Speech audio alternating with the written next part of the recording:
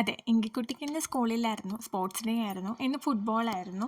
ഇന്ന് ഫൈനലായത് പ്രകാരം അവർക്കും ഇന്ന് ഫുട്ബോൾ മാച്ചായിരുന്നു. മാച്ചെന്ന് പറയുമ്പോൾ അത്ര കാര്യമായിട്ടുള്ള മാച്ചൊന്നുമല്ല. കുട്ടികൾക്കൊരു എൻ്റർടൈൻമെൻറ്റിന് വേണ്ടിയിട്ട് അവരൊരു ടർഫിൽ വെച്ചിട്ട് നടത്തുന്നുണ്ടായിരുന്നു. കാര്യമായിട്ട് ട്രോഫിയൊന്നും കിട്ടിയില്ലെങ്കിലും അച്ഛൻ്റെ ട്രോഫി വെച്ചിട്ട് അവൾ ഹാപ്പി ആവാൻ ട്രൈ ചെയ്യുന്നുണ്ടായിരുന്നു.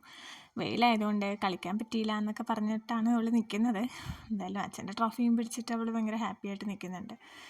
അങ്ങനെ വൈകുന്നേരം അതൊക്കെ കഴിഞ്ഞ് അവൾക്ക് കുറച്ച് ഹോം വർക്ക്സ് ഉണ്ടായിരുന്നു, അതൊക്കെ ചെയ്ത് പിന്നെ അത് കഴിഞ്ഞ് അവളുടെ കുറച്ച് നേരം പ്ലേ ടൈം ആയിരുന്നു.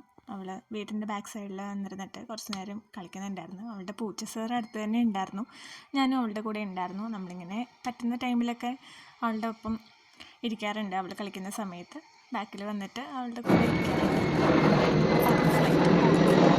അങ്ങനെ സന്ധ്യയായി. അവൾക്ക് കുറച്ച് സ്നാക്സൊക്കെ ഉണ്ടാക്കി കൊടുത്ത് അതൊക്കെ കഴിച്ചിട്ട് അവൾ പുറത്ത് നിന്ന് അപ്പൂപ്പൻ്റെ അടുത്ത് നിന്നിട്ട് കുറച്ച് നേരം അവിടെ കളിക്കുന്നുണ്ടായിരുന്നു. അതെല്ലാം കഴിഞ്ഞ് ബാക്കി ഹോം വർക്ക്സും കൂടി ചെയ്ത് കുറച്ച് നേരം പഠിച്ചിട്ട് അവളുടെ ഫ്രണ്ട് വന്നു. പിന്നെ അവർ തമ്മിൽ പിന്നെ കളിയായി.